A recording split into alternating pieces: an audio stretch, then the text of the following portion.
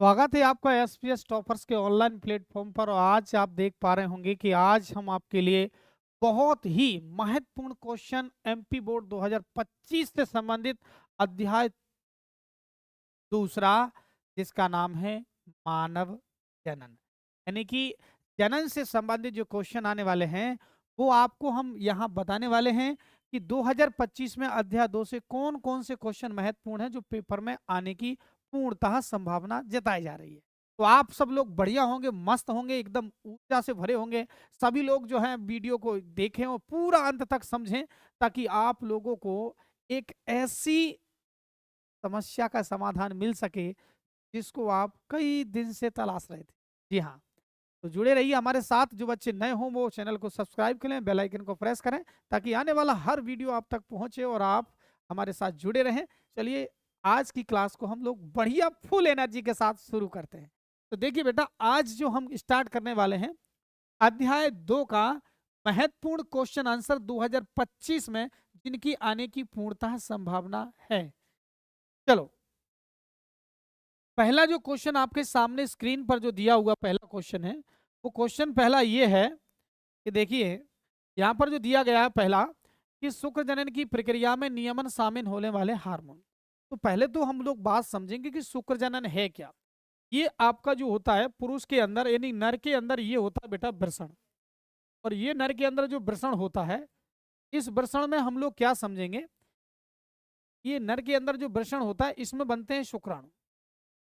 इसमें जो शुक्राणु बनते हैं, और इन्हीं शुक्राणु जो बनते हैं तो इनमें विभिन्न प्रकार के जो हार्मोन्स हैं, वो हार्मोन्स कौन कौन से हैं और कैसे कैसे इन हार्मोन्सों को हम लोगों को देखना है। तो शामिल होने वाले, हमको नियमन में शामिल होने वाले क्या बताना है बेटा, हार्मोन बताना। तो देखिए एलएच हार्मोन जो होता है जो ब्रेन में बनता है, जिसे ल्यूटिनाइजिंग हार्मोन कहते हैं, ल्यूटिनाइजिंग हार्मोन कहते हैं। मैं आपको अभी 2 नंबर के क्वेश्चन कवर करा रहा हूँ, फिर धीरे धीरे 3 के क्वेश्चन कवर कराऊंगा, फिर 4 नंबर का क्वेश्चन कराऊंगा, ठीक है ना। आपका FSH यानी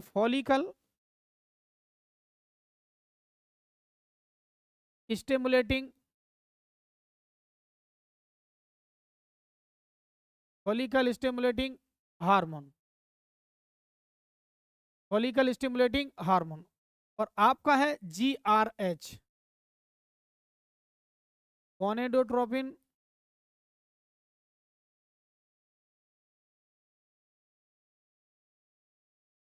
रिलीजिंग हार्मोन।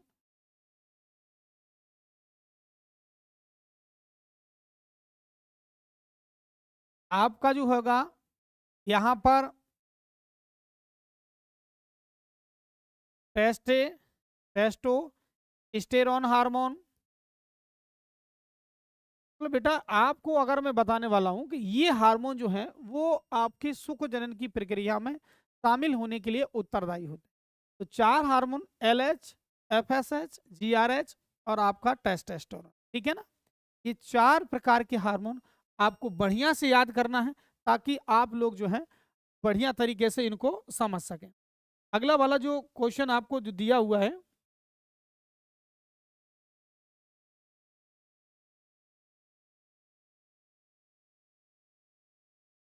दूसरा वाला जो क्वेश्चन आपके सामने आपके खुल गया है, दूसरा वाला क्वेश्चन कह रहा है शुक्राणु जनन एवं वीर सेचन की परिभाषा दीजिए।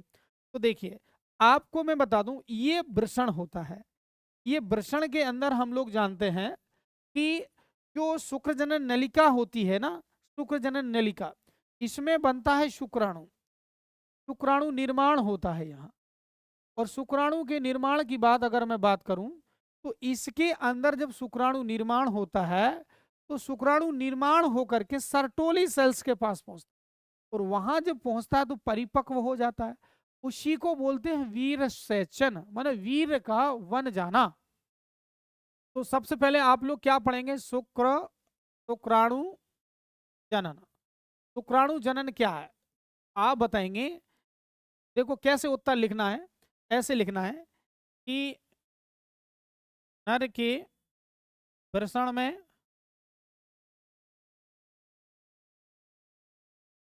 अर्धसूत्री विभाजन से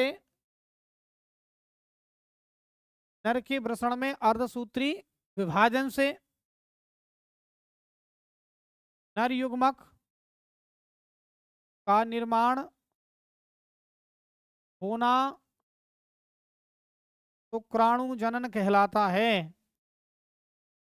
शुक्राणु जनन कहलाता है। नर के वृषण में अर्धसूत्री विभाजन से शुक्राणु का निर्माण होना शुक्र जनन कहलाता है। ये क्रिया जो होती है, ये क्रिया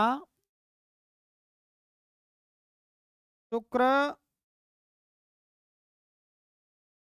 नली में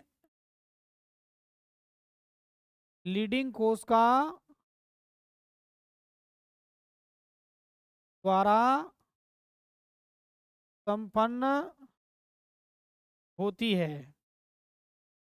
अब क्वेश्चन आपको दूसरा पूछता है कि स्पर्मिएशन क्या है। स्पर्मिएशन, स्पर्मिएशन, स्पर्मिएशन यानी कि वीर सेचन। तो क्या बताओगे आप लोग? देखिए शुक्र जनन जो शुक्र नलिका में जो आ गया ना, तो शुक्र नलिका से, शुक्र नलिका से अब ये जो होता है, ये शुक्र जनन जो होता है, जो अचल शुक्राणु होता है, अचल शुक्राणु, सीधी सौ की बात एक कहूं, अचल शुक्राणु का चल शुक्राणु में बदलना, चल शुक्राणु में बदलना, चल शुक्राणु में बदलना, अचल शुक्राणु का जो है वो चल शुक्राणु में बदलना क्या कहलाता है? आपका शुक्राणु जनन कहलाता है। अब जो शुक्र नलिका से, यहां से जो शुक्र नलिका होती है, शुक्र नलिका से क्या होता है कि शुक्राणु बाहर आता है, शुक्राणु बाहर आता है और बाहर आकर के वो सर्टोली सेल के पास मिलता है। सर्टोली सेल से क्या करता है? सर्टोली सेल से परिपक्व होता है। सर्टोली सेल से परिपक्व होना ही क्या कहलाता है? आप लोगों का वीर सेचन कहलाता है। उससे नलिका से बाहर निकलना वीर सेचन। तो ये दो चीजें आप लोगों को अच्छे तरीके से यहाँ पर याद होनी चाहिए। प्रसव क्या है? यानी कि कुल मिला के कोई महिला होती है, महिला के पेट में हमने देखा है ये गर्भ है, ठीक है ना, ये जो है इसे भ्रूण बोलते हैं, भ्रूण। अब जो है इसकी परतें होती है तीन, आंतरिक परत जो होता है उसे बोलते हैं एंड्रोमेट्रियम, एंड्रोमेट्रियम परत। कई बार आप लोगों को हम बता भी गए हैं कि क्या होता है प्रसव, यानी कि इसका कैसा उत्तर लिखना है। तो आप लोग देखेंगे सगर्भता के, मतलब सगर्भता के मतलब 9 माह है, कितने माह? 9 माह। अंतिम चरण में, सगर्भता के अंतिम चरण में गर्भाशयी दीवार के क्रमानुकुंचन, माने सिकुड़ना फैलना, सिकुड़ना फैलना क्रमानुकुंचन कहता है, गति से शिशु का बाहर आना, शिशु का योनि से बाहर आना प्रसव कहलाता है, प्रसव कहलाता है, प्रसव कहलाता है। राइट। अब बेटा यहां जो है वो प्रसव है, यानी कि डिलीवरी अगर इसकी मैं बात करूं तो ये प्रसव हो गया। लेकिन बात सिर्फ इतनी होती है कि यहाँ प्रसव के कभी कभी बेटा चरण पूछ लेता है कि चरण क्या है। तो चरण इसके बेटा 3 चरण हैं। कितने चरण हैं? 3 चरण हैं। देखो पहले एमनियोटिक द्रव बाहर आता है, एमनियोटिक जो द्रव होता है वो बाहर आता है। दूसरा जो हम लोग देखेंगे एमनियोटिक द्रव के बारे में, वो तो बाहर आ ही जाता है।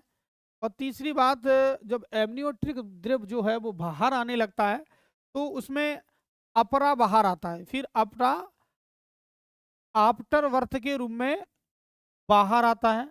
जब अपरा आ जाता है फिर तीसरे नंबर पर शिशु बाहर आता है, शिशु बाहर आता है। तो ये इसके क्या चरण है? पहले द्रव आएगा, फिर अपरा आएगा, इसके बाद जो है वो शिशु बाहर आ जाएगा। राइट। तो ये क्वेश्चन भी आप लोगों को अच्छे तरीके से याद रखना है। कोलेस्ट्रम या खीस क्या है? तो देखिए, तो जो कोलेस्ट्रम या खीस की बात करूं, माँ का प्रथम दूध, प्रथम दूध जो होता है, प्रथम दूध कोलेस्ट्रम होता है। कोलेस्ट्रम को ही खीस कहते हैं। ये दूध पीला होता है, हल्का पीला होता है, हल्का पीला होता है। हल्का पीला में इसमें रहता क्या है बेटा, इसमें रहता है खनिज रहता है, इसमें बेटा पोषण रहता है, खनिज रहेगा, पोषण रहेगा, इसमें बेटा प्रतिरक्षा रहेगा। ये जो दूध होता है ये बच्चे के लिए रोगों से लड़ने का काम करता है, रोगों से लड़ने का काम करता है। इसलिए 6 माह तक कम से कम माँ को दूध पिलाना चाहिए। 6 माह तक दूध बहुत जरूरी होता है। और बात ये भी तो बात जरूरी है कि दूध भी जरूरी है माँ का, और माँ को पिलाना भी जरूरी है, लेकिन आज कल की जो जनरेशन है उनको भी माँ का ध्यान रखना चाहिए। देखिए, जब आप माँ के गर्भ में रहते हो और माँ के गर्भ में रह करके माँ को लात मारते हो तो माँ फूली नहीं समाती है। लात मारने के बाद भी माँ बहुत प्रसन्न होती है। जब आप पैदा होते हो तो माँ बाप के चेहरे पर अनंत खुशियां आती हैं, लेकिन आप जब बड़े होकर उन्हीं माँ बाप में जब लात मार देते हो तो वो जिंदगी में अपने आंसू पोंछ नहीं पाते हैं। माँ बाप की कद्र करना सीखो, माँ बाप की सेवा करना सीखो। इससे बड़ा दुनिया में कोई धर्म नहीं है। किसी मंदिर मजहब में जाने की जरूरत नहीं है। आप अपने माता पिता को पूजनीय देवता मानो, आपको कहीं पर किसी को पूजने की आवश्यकता। अपने माँ और बाप दुनिया के सबसे बड़े भगवान होते हैं। ये देखिए अगला क्वेश्चन है, पुष्प की सहायक नलिकाओं व ग्रंथियों के प्रमुख कार्य क्या हैं? तो पुष्प की जो सहायक नलिकाएं होती हैं, जो ग्रंथियां होती हैं, उनके प्रमुख कार्य क्या होते हैं? हम लोग जानते हैं नर की ग्रंथियां बहुत होती हैं। जैसे एक मैं आप लोगों को यहीं पर बताऊं, जैसे वृषण, जो वृषण होता है वो आप लोगों का देखो, एक तो एंड्रोजन हार्मोन बनाता है, एंड्रोजन हार्मोन बनाता है, स्त्रावण करता है। और यहाँ पर अगर मैं बात करूं, और भी ये शुक्राणु का, ये आपका शुक्राणु निर्माण करता है, शुक्रवाहिनी शुक्राणु का परिवहन करती है।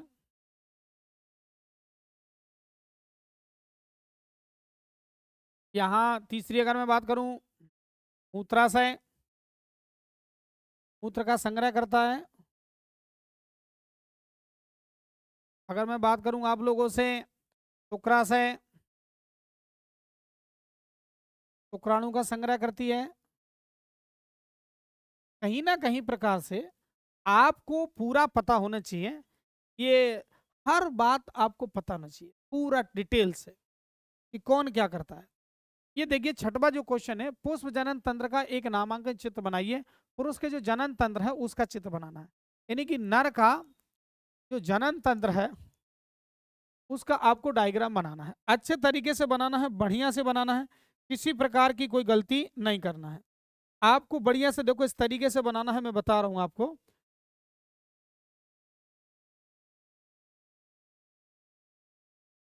इस तरीके से आप यहाँ नर जनन तंत्र का यहाँ पर डायग्राम बना सकते हैं।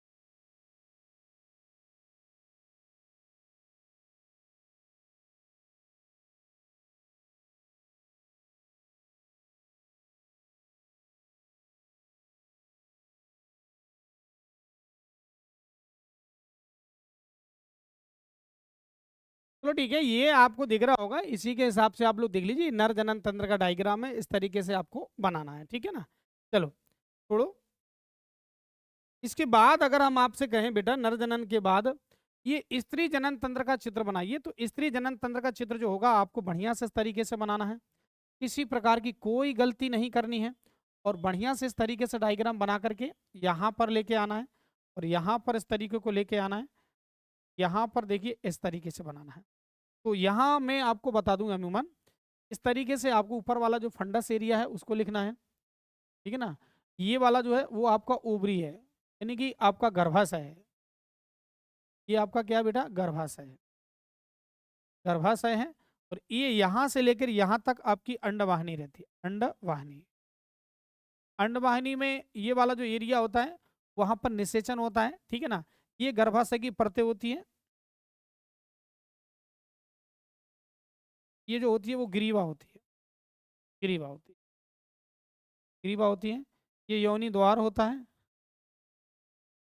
और ये अंडाशय होता है। ये यहाँ पर झल्लरी होती है, इसे फिम्बरी बोल जाते हैं। और ये जो फिम्बरी हो गया, ये अंडाशय हो गया, ठीक है ना।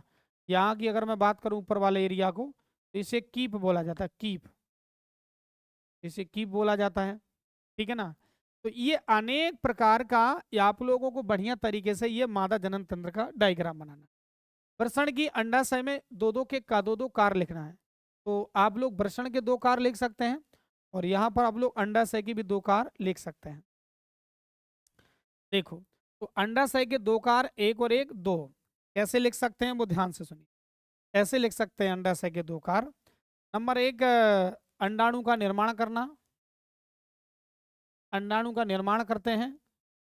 और नंबर दो में अगर मैं बात करूँ आपको, प्रोजेस्टेरॉन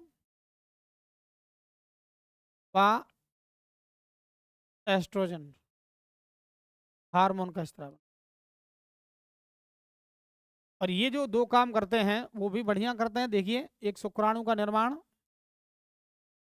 शुक्राणु का निर्माण, और यहाँ दूसरी आपका जो एंड्रोजन हार्मोन होता है, एंड्रोजन हार्मोन का स्त्रावण, एंड्रोजन हार्मोन का स्त्रावण। तो बेटा ये जो दो चीजें हैं आप लोग यहाँ भी पढ़ सकते हैं। तो यहाँ पर भी आप लोग ये दो क्वेश्चन को दो जवाब यहाँ लिख सकते हैं। इसके बाद शुक्राणु अथवा अंडाणु का नामांकन चित्र बनाइए। तो एक शुक्राणु का चित्र बनाना है। बढ़िया तरीके से आपको क्या करना है, जैसे ये शुक्राणु का हम आपको डायग्राम बना के दिखा रहे हैं। देखो कैसे बनाना है।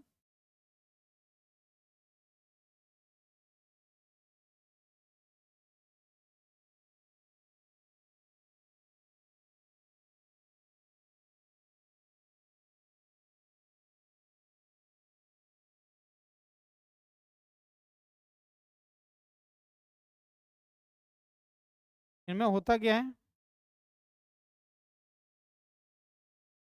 ठीक है। ये देखिए, यहाँ अनुवांशिक पदार्थ होते हैं, अनुवांशिक पदार्थ, यानी यहाँ आपके डीएनए वगैरह होते हैं। यहाँ होता है एक्रोसोम, एक्रोसोम, एक्रोसोम रहता है यहाँ। ये ऊपर वाला जो एरिया होता है, इस पूरे एरिया पे हम लोग देखेंगे, इसको बोलेंगे प्लाज्मा झिल्ली। ये वाला एरिया होता है, इसे बोलते हैं प्लाज्मा झिल्ली, प्लाज्मा झिल्ली होता है। इस तरीके से आप लोग प्लाज्मा झिल्ली भी बना सकते हैं। ये वाला जो होता है ये ग्रीवा होता है। इसके मध्य वाले भाग में ये माइट्रोकॉन्ड्रिया होती है, माइट्रोकॉन्ड्रिया, माइट्रोकॉन्ड्रिया होती है। माइटोकॉन्ड्रिया का काम करती है, ऊर्जा का काम करती है, ध्यान। और ये इसकी क्या होती है बेटा, पूंछ होती है। तीन भाग होते हैं, पहले भाग को सिर बोलते हैं, दूसरे वाले भाग को बेटा धड़ बोलते हैं, और तीसरा वाला जो भाग होता है उसे हम लोग पूंछ कहते हैं। ये बड़े आराम के साथ आप शुक्राणु का डायग्राम बना सकते हैं। अंडाणु का कैसे डायग्राम बनाएंगे, ध्यान से सुनिए। ये आपका अंडाणु का डायग्राम है, वो आपको कैसे बनाना है। देखो, ये अंडाणु का डायग्राम, अंडाणु, अंडाणु होता है मादा में। आप लोग बढ़िया तरीके से गोल गोल करिएगा। इसे सबसे पहले आप लोग कोरोना रेडिएटा बनाइए, कोरोना क्या बनाइए, रेडिएटा बनाइए। इसको बोलते हैं corona radiata, radiata, corona radiata होगा। इसके मध्य वाले पार्ट जो होते हैं, इस वाले पार्ट की अगर मैं बात करूं, तो मध्य वाला पार्ट होता है, इसको बोलते हैं जोना पेलुसिडा। ये वाला पार्ट है वो जोना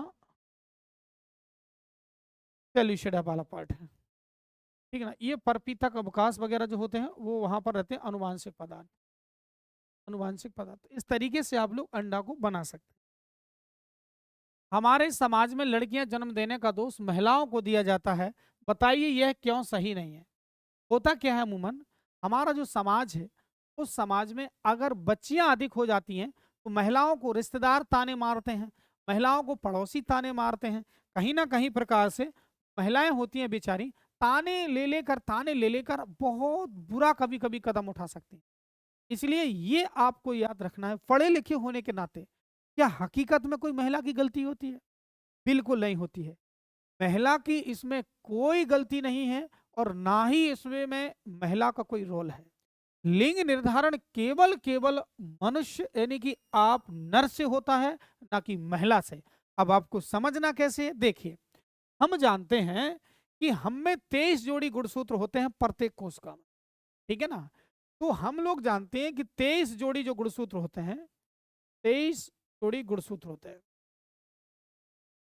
अब इनमें से 22 जोड़ी जो होते हैं वो समान होते हैं, और 23वां होता है, 23वां जो होता है वो असमान होता है।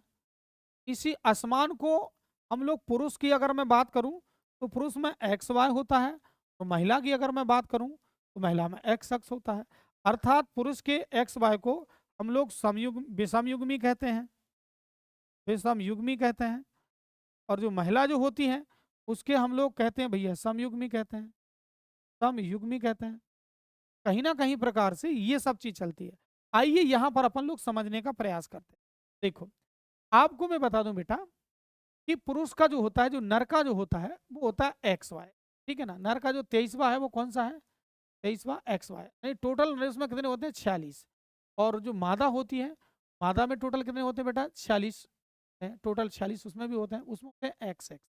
अब इसमें तो देखिए 22 प्लस एक्स, ये इसमें बन जाएगा, एक बनेगा 22 प्लस वाई, दो बनेगा इसमें।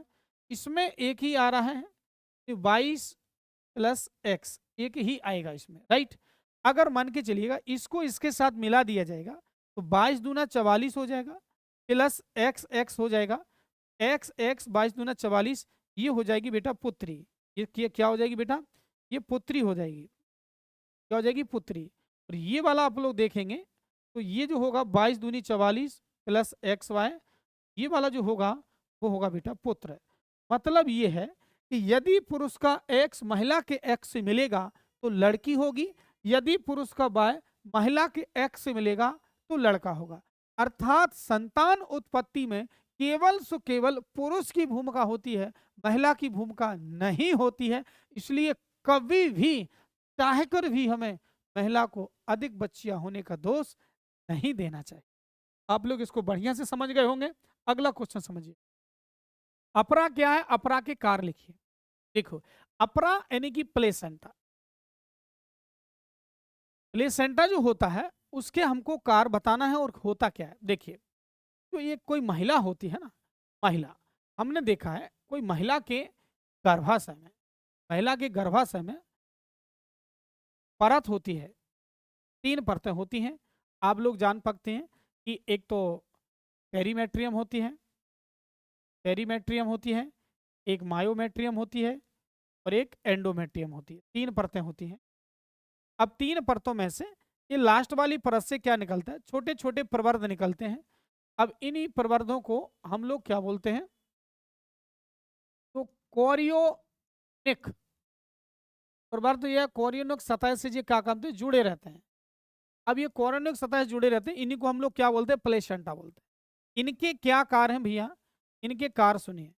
देखिए, एक तो क्या होता है, इनके सरल सरल स्वभाव वाले कार्य, ये O2 को भ्रूण तक पहुंचाते हैं।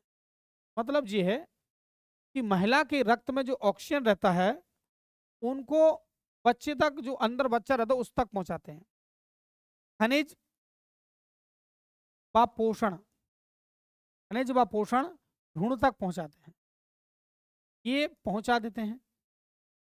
और भ्रूण के द्वारा जो त्यागा गया मलमूत्र है, मलमूत्र है, मां के रक्त में मिलाते हैं, और साथ ही में मलमूत्र को मां में के रक्त में मिलाते हैं, पोषक तत्व को अंदर पहुंचाते हैं। भ्रूण का त्यागा गया जो होता है ना, त्यागा, भ्रूण का त्यागा मलमूत्र, भ्रूण का त्यागा मलमूत्र जो होता है मां के रक्त में मिल जाता है, ठीक है ना। और ये शुरू से लेके भ्रूण की,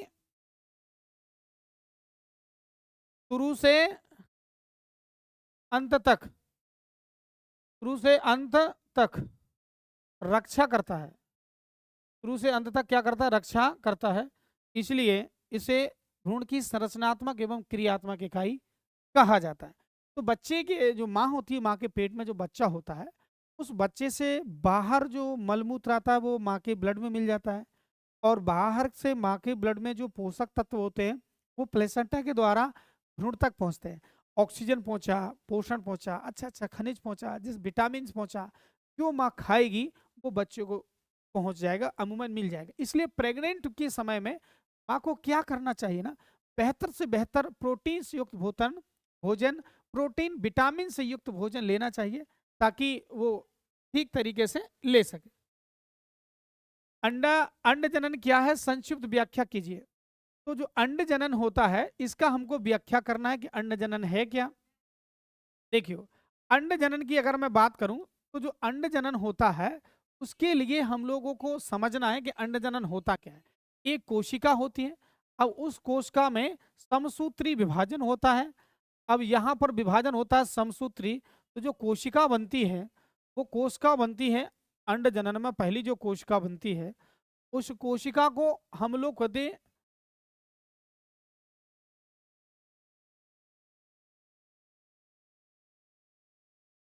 उगोनिया। उगोनिया, उगोनिया कहते हैं। इसमें धीरे धीरे धीरे धीरे क्या होता है बेटा, वृद्धि होती है। जब ये पोषण करती है, जब ये वृद्धि करती है, तो यहाँ से लेके यहाँ तक की जो अवस्था है वो गुणन अवस्था कहलाती है, और यहाँ से लेके यहाँ तक की जो अवस्था है वो वृद्धि अवस्था कहलाती है। यहाँ के बाद फिर क्या होता है, इसमें अर्धसूत्री विभाजन होता है, जिसकी वजह से ये आपकी प्राथमिक उगोनिया के नाम से जानती हैं, प्राथमिक उगोनिया, ठीक है ना। इसके बाद हम लोग देखेंगे कि जो द्वितीय उगोनिया बनेगी, द्वितीय उगोनिया बन जाएगी। इसके बाद फिर हम लोग देखेंगे प्राथमिक उगोनिया, ये बनेगी प्राथमिक उगोनिया, ठीक है ना। ये बनेगी आपकी द्वितीय उगोनिया, द्वितीय उगोनिया। और इसके बाद यहाँ से जो होगा वो परिपक्व एक अंडाणु बन जाएगा, परिपक्व अंडाणु बन जाएगा, ठीक है ना। वो सब चीज आपको याद रखना। ये परिपक्व अंडाणु बन जाते, ये बार ये यहाँ से लेके यहाँ तक की जो अवस्था होती है बोलती है परिपक्वन अवस्था।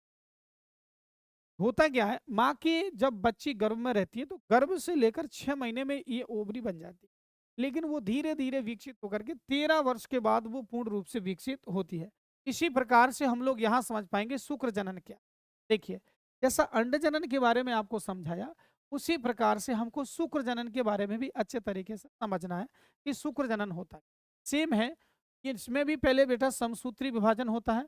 जब इसमें समसूत्री विभाजन होता है तो धीरे धीरे धीरे हम लोग देखेंगे कि समसूत्री विभाजन जब कंप्लीट हो जाएगा, इसकी जो कोशिका बनेगी वो स्पर्मेटोगोनिया बनेगी, स्पर्मेटोगोनिया बनेगी। स्पर्मेटो जो गोनिया बनेगी उसमें धीरे धीरे अर्ध विभाजन वो वृद्धि होगी, प्राथमिक स्पर्मेटोसाइट होगी,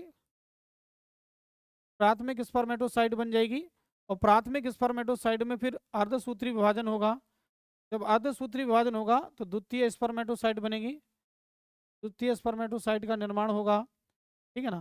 द्वितीय स्पर्मेटोसाइट में पुनः भी विभाजन होगा इसमें, तो ये क्या होगा, यहाँ पर ये स्पर्मेटिड बनेगी, और स्पर्मेटिड जो होगा वो एक कोष का एक शुक्राणु का यहाँ पर क्या कर देगी, निर्माण कर देगी, ठीक है ना। तो यहाँ से लेके यहाँ तक जो है वो गुणान अवस्था होती है।